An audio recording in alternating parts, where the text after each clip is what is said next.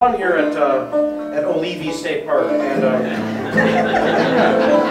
it's nice to be here where the weather is nice.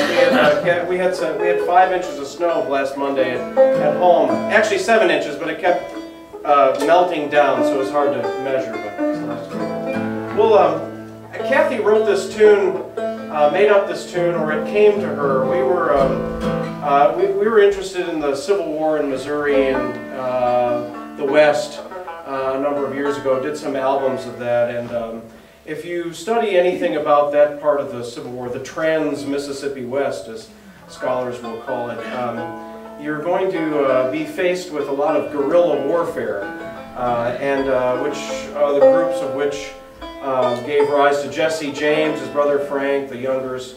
They all kind of came from the guerrilla groups there, and the most famous of the leaders was a guy actually from Ohio named William Quantrill, and as the war was waning, he headed west back into Kentucky, and with some followers. Frank, I think, was with him, and he was mortally wounded. He was killed in central Kentucky, not far from, between Bardstown and Louisville. And this tune came to me when we were at that site.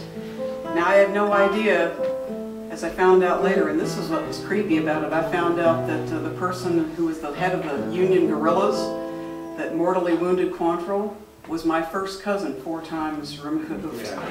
A real awful, nasty guy named Ed Terrell. So this tune came to me while I was at the place, honest, and I just called it Wakefield in honor of the site itself. We were members of the William Clark Quantrill Society, believe it or not, and a nice group of people. You just don't want to piss them off.